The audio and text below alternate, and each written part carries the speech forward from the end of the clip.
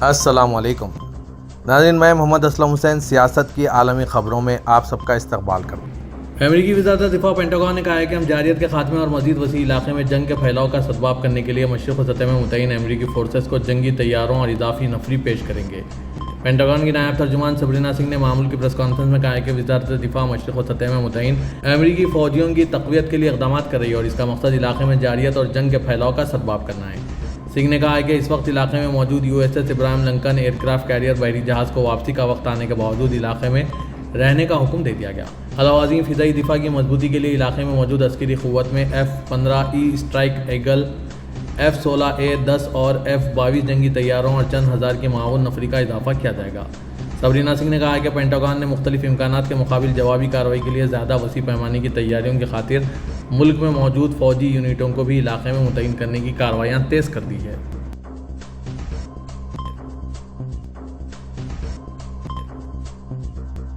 NATO के नए secretary general mark root ने कहा है कि दहशतगर्दी के खिलाफ जंग को नाटो के तनाजुर में बरवाकार लाया जाना चाहिए और वो इस मामले पर सदर तुर्की रजब तैयब एर्दोगान के साथ मिलकर काम करते रहेंगे। मार्क रूटे ने ओहदा संभालने के बाद बेल्जियम के दारुल-हुकूमत ब्रुसेल्स में नाटो हेडक्वार्टर में अपनी पहली प्रेस कॉन्फ्रेंस की। रूट ने कहा, हम अपने जनूबी फाल जोन में इस्तेहकाम को फ़रोग़ देने के लिए मशरिक़ सतह, शुमाली अफ्रीका और साहिल के इलाकों में अपने शराकतदारों के साथ बाहमी राब्ते में इजाफा करेंगे। हमें अपने ममालिक और लोगों के दहशत गर्दी के ख़तरे से निमटने के लिए मज़ीद कुछ करना चाहिए। दहशत गर्दी के खिलाफ जंग और इत्तेहादियों के दरमियान पाबंदियों के खात्मे के हवाले से तुर्की की तौक़ात के बारे में एक सवाल के जवाब में रूट ने याद दहानी कराई कि उन्होंने ऑनलाइन के वज़ीर-ए-आज़म की हैसियत से सदर एर्दोगान के साथ मिलकर काम किया है। उन्होंने कहा, मैं कह सकता हूँ कि हम करीबी दोस्त हैं और हम दहशतगर्दी के खिलाफ जंग पर मुतफ़िक़ हैं। ये वाज़ेह है कि दहशतगर्दी के खिलाफ जंग एक ऐसा मसला है जिसे हम नाटो के तनाजुर में भी हल करना चाहिए।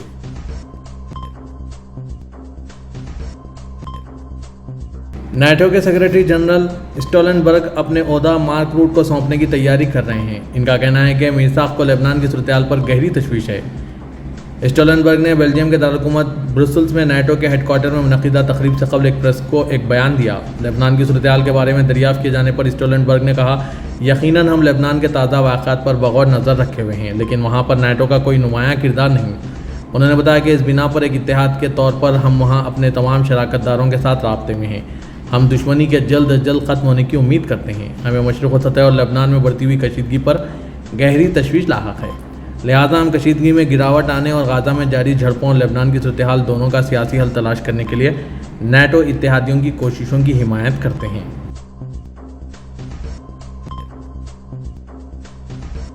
इजरायली फ़ौज ने दावा किया है कि हिज़्बुल्लाह के दरमियानी फासले तक मार करने वाले मिसाइल सिस्टम के कमांडर अयाद हुसैन निशार 28 सितंबर को लेबनान के दारुल-हुकूमत बैरूत में हुए हमले में मारे गए थे। इजरायली फ़ौज की जानिब से जारी किए गए तहरीरी बयान में कहा गया है कि हिज़्बुल्लाह के दरमियानी फासले तक मार करने वाले मिसाइल सिस्टम के कमांडर अयाद हुसैन हफ्ते के रोज़ बैरूत में फ़िज़ाई हमले के दौरान हलाक कर दिए गए। बयान में कहा गया कि हसन मिसाइलों के शोबे में एक अहम माहिर थे जो पहले ज़मीन पर मार करने वाले मिसाइल यूनिट के कमांडर और बदर यूनिट के डिप्टी कमांडर के तौर पर काम कर चुके हैं। हिज़्बुल्लाह ने अभी तक इसराइल के दावे के हवाले से कोई बयान नहीं दिया। हिज़्बुल्लाह ने 24 सितंबर को ऐलान किया था कि इब्राहिम मोहम्मद को इजरायली फ़ौज ने लेबनान के दारुल-हुकूमत बैरूत के अल-ज़ाहिया नामी इलाके पर हमले में निशाना बनाया, जो कि वफ़ात पा गए हैं। फ़लस्तीनी तहरीक मज़ाहमत हमास के अस्करी विंग अज़ाउद्दीन अल-क़स्साम ब्रिगेड ने गाज़ा की पट्टी के जनूबी शहर खान यूनिस के माइनफील्ड को उड़ाने और हमले में इजरायली फ़ौजियों के हलाक और ज़ख्मी होने का ऐलान किया। अल-क़स्साम ब्रिगेड ने जारी करदा बयान में कहा है कि खान यूनिस के मशरक़ी इलाके अल-फ़क़ारी में पहले से तैयार शुदा बारूदी सुरंग फील्ड को उड़ा दिया गया है, जिसके नतीजे में कसीर तादाद में इजरायली फ़ौजी हलाक और ज़ख्मी हो गए। मज़ीद कहा गया कि इजरायली फ़ौज की 2 अस्करी ट्रांसपोर्ट गाड़ियाँ, 1 मीड का वाइटनिंग और 2 अदद D9 फ़ौजी बुलडोज़रों को इलाके में दाखिल होते देखा गया। वाज़ेह कि इजराइल 7 अक्टूबर से गाज़ा पर जारी हमलों में 17,000 बच्चों और 11,378 औरतों समेत कुल 41,615 फ़लस्तीनियों को कत्ल कर चुका है। इजरायली हमलों में ज़ख्मी होने वाले फ़लस्तीनियों की तादाद 96,359 है। रिकॉर्ड से बाहर हज़ारों फ़लस्तीनियों की लाशें अभी तक तबाहशुदा इमारतों के मलबे में तले दबी हुई है। अस्पतालों और स्कूलों जैसी अवामी पनाहगाह की इमारतों को भी क़सदन निशाना बनाकर गाज़ा का इंफ्रास्ट्रक्चर मुकम्मल तौर पर तबाह किया गया है। इजरायली फ़ौज ने भी 7 अक्टूबर से गाज़ा की पट्टी पर जारी हमलों में 713 फ़ौजियों की हलाकत का और 4,448 के ज़ख्मी होने का ऐलान किया है। इजरायली फ़ौज ने गुज़िश्ता शब जनूबी लेबनान में महदूद ज़मीनी ऑपरेशन का आगाज़ कर दिया, जिसमें हिज़्बुल्लाह तंजीम के बुनियादी ढांचे को निशाना बनाया जा रहा है। اس دوران میں جنوبی علاقوں پر جنگی طیاروں کی کثیر پروازیں جاری ہے اور ٹینکوں سے شدید بمباری کی جا رہی ہے۔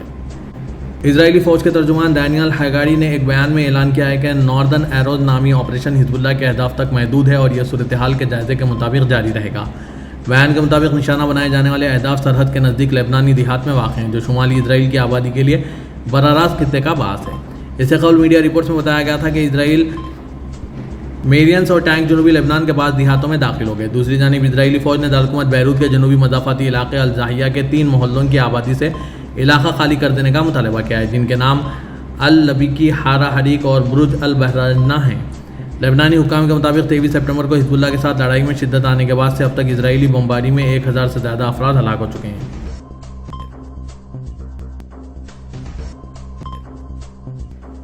اسرائیلی فوج کے فضائی حملے میں فلسطینی صحافی وفا العودینی اور ان کے خاندان کے افراد شہادت رتبے پر فائز ہو گئے۔ یہ جان لیوا حملہ غازہ کے وسطی علاقے میں ان کے گھر پر کیا گیا۔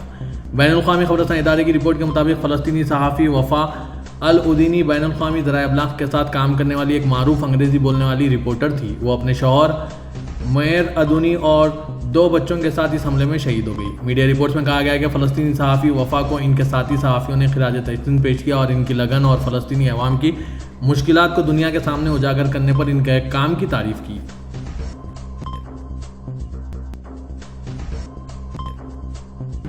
انڈونیشیا کے موسمیات اور جیو فزکس ایجنسی نے کہا ہے کہ آج منگل کو انڈونیشیا کے جنوب مشرقی سولاویسی صوبے میں 6.2 شدت کے زلزلے محسوس کیے گئے۔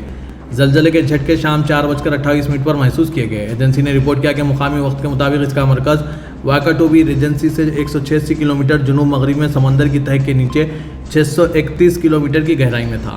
سونامی کی کوئی وارننگ جاری نہیں کی گئی کیونکہ زلزلے سے بڑی لہروں کے نکلنے کی توقع نہیں تھی۔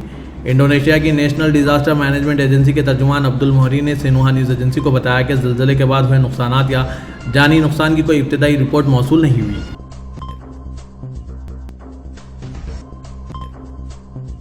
شام کی فضائی دفاعی فورسز نے دشمن کے اہداف کے خلاف جوابی کارروائی کی۔ دمشق میں دھماکوں کی آوازیں سنی گئی۔ یہ اطلاع ملک کے سرکاری میڈیا نے دی۔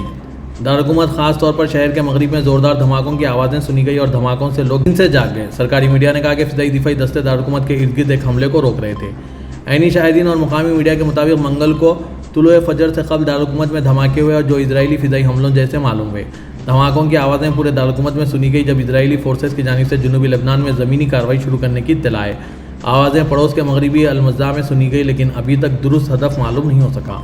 لوگوں نے مغربی المزا والا میں آگ لگنے کی فوٹیج پوسٹ کی۔ موصولہ اطلاعات کے مطابق اسرائیلی حملے میں جانی اور مالی نقصان کے اشارے مل رہے ہیں۔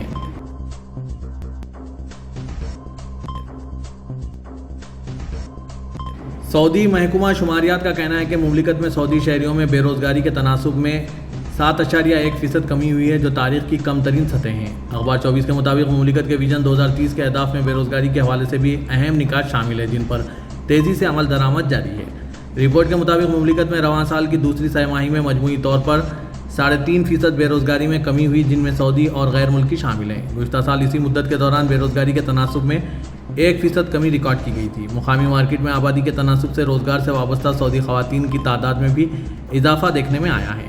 ورکر خواتین کی تعداد 30.8% تک بڑھ گئی ہے۔ سعودی مردوں کے حوالے سے رپورٹ میں کہا گیا ہے کہ رواں سال کی دوسری سہ ماہی میں بے روزگاری کی شرح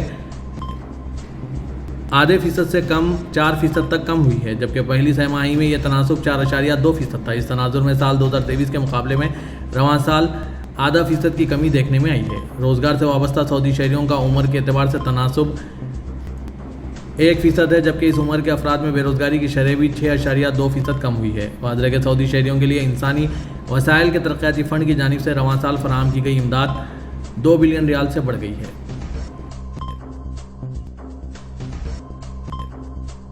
خادم حرمین شریفین شاہ سلمان بن عبدالعزیز کی سرپرستی میں امام محمد بن سعود اسلامی یونیورسٹی کنگ عبدالعزیز کی تاریخ پر تیسری بین الاقوامی کانفرنس کا انعقاد کرے گی۔ کنگ عبدالعزیز کے عہد میں ترقی، پائیداری اور بااختیار بنانے کے عنوان سے کانفرنس 28 اور 29 جنوری 2025 کو یونیورسٹی کیمپس ہال میں ہوگی۔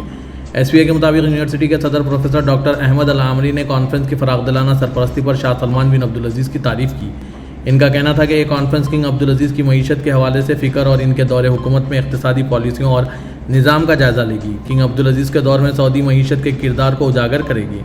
انہوں نے بتایا کہ کانفرنس کا تیسرا ایڈیشن دنیا بھر کے معروف اسکالرز اور ریسرچرز کے گروپ کو اکٹھا کرے گا۔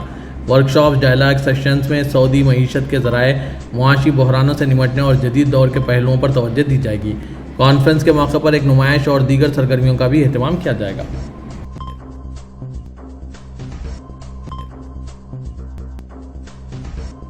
سری لنکا نے سعودی شہریوں کو پیشگی ویزے سے استثناء دے دیا۔ سبق ویب سائٹ کے مطابق سری لنکا نے کہا ہے کہ سعودیوں کو ویزے سے استثناء دینے کا فیصلہ آج منگل سے نافذ العمل ہو گیا ہے۔ سری لنکا میں سعودی سفارت خانے نے سری لنکا کے فیصلے کو سراہتے ہوئے کہا ہے کہ اس سے دونوں ملکوں کے درمیان سیاحت کے شعبے کو فروغ ملے گا۔ قبل ازیں ریاض میں سری لنکا کے سفارت خانے نے کہا تھا کہ 1 اکتوبر سے سعودی شہریوں کو پیشگی ویزے سے استثناء دیا جائے گا۔ صدر ترکی رجب طیب اردوغان نے کہا ہے کہ عالمی برادری اسرائیل کے تمام تر خطے کو آگ میں جھونکنے والی اس جارحیت اور غنڈہ گردی کے سامنے مزید خاموش تماشائی نہیں بن سکتی۔ صدر اردوغان نے کابینہ کے اجلاس کے بعد ایک بیان دیا۔ اردوغان نے کہا کہ اسرائیل نے لبنان پر اپنے حملوں میں مزید اضافہ کر دیا ہے اور گزشتہ 2 ہفتوں میں اسرائیلی حملوں میں بچوں کی ایک کثیر تعداد سمیت 1000 سے زائد لبنانی جاں بحق ہوئے ہیں۔ انہوں نے اس طرف اشارہ کرتے ہوئے کہا کہ آج اسرائیلی حملوں کی زد میں ہونے والے فلسطین اور لبنان سے تعاون کا مطلب انسانیت، امن اور مختلف عقائد کے بقائے باہمی کی ثقافت کا تحفظ ہے۔ غازہ، مغربی کنارے اور لبنان میں جاری مظالم کے خلاف سب سے سخت رد عمل اسلامی ممالک کو دینا چاہیے۔ بحیثیت مسلمان ہمیں ظلم کو روکنے میں پوری دنیا کی قیادت کرنی چاہیے۔ اسرائیل کے حملوں کے برخلاف اصل اہم چیز مسلم امہ کا موقف ہونے پر توجہ مبذول کرواتے ہوئے ترک صدر نے کہا کہ آنکھوں میں خون اور نفرت بھری ہونے والی مٹھی بھر کٹر صہیونی ہمارے خطے اور پوری دنیا کو آگ میں جھونک رہے ہیں۔ ہم اس ظلم و بربریت کو کبھی بھی قبول نہیں کریں گے۔ پورے خطے کو اپنی لپیٹ میں لینے والی اسرائیل کی غنڈہ گردی کے خلاف عالمی برادری مزید خاموش نہیں رہ سکتی۔ اردوغان نے کہا کہ انہوں نے ہمارے خطے کے واسیوں کے امن و امان کے لیے مسلمانوں، یہودیوں، عیسائیوں اور عالمی برادری سمیت مسلم امہ سمیت ہر کسی کو ضروری قدم اٹھانے کی اپیل کی۔ اردوغان نے مزید کہا کہ اسرائیلی حکومت کو حماس کی طرف سے قبول کرنے کا اعلان کردہ جنگ بندی پر مجبور کرنے کے لیے کوئی اقتصادی، تجارتی اور سفارتی قدم نہیں اٹھایا گیا۔ اس بے حسی پر انہیں سخت تکلیف پہنچی ہے۔